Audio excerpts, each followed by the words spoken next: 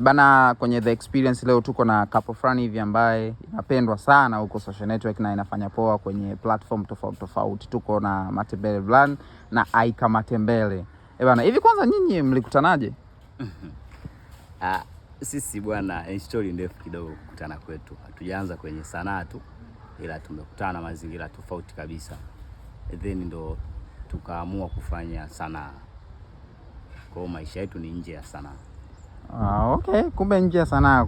Safi sana. Sasa Matembele, kitu gani wewe unaenjoy wakati wa tendo na bidada hapo? Kitu gani ambacho wewe yes kwamba this is perfect?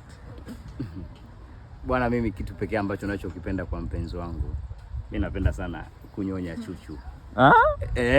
Mzee.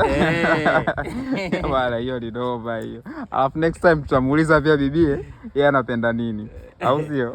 Poa, amna noma. Praise.